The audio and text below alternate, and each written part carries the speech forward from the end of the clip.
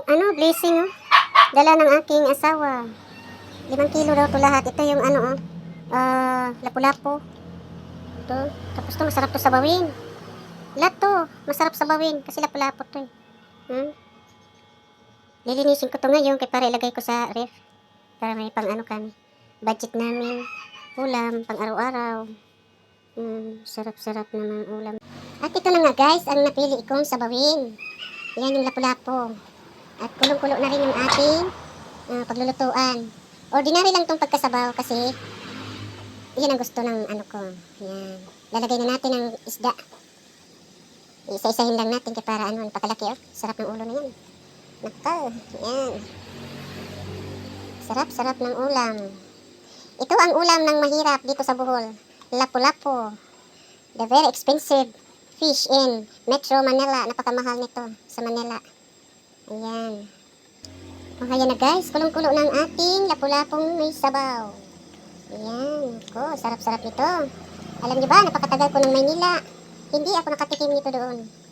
Kaya lalagay natin yung ating calamansi juice. Di ko na ito nalagyan ng tangla dahil lahat patay na ang mga tangla dito. Lalagay na rin natin yung ating asin. Ayan. Ganyan na karami.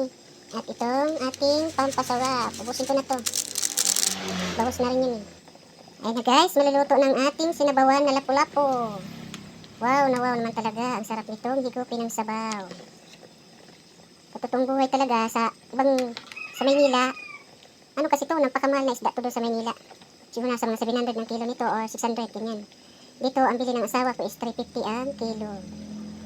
Pinakita ko kaninang isda na marami. Dala niya yung kanina. Okay, titikman na natin. Sintinsya na natin ito at parang gutom na talaga ako. Wow! Wala akong masabi. Perfect talaga. Pakasarap. Sarap na masarap. Tamang-tama lang kanyang asin. Kalamansi ang nilagay ko at maraming kamatis, sibuyas, luya. Yan lang po. Napakasimple lang po ang aking rekado nito.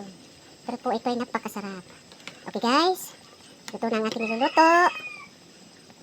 Thanks for watching. Nabubulol na po ang ating kusinera dahil gutom na. Maraming salamat. Thanks for watching. In English na. Tinagalog pa. Ayan. Please follow and share. Please subscribe my channel. Thank you so much. Bye-bye for now.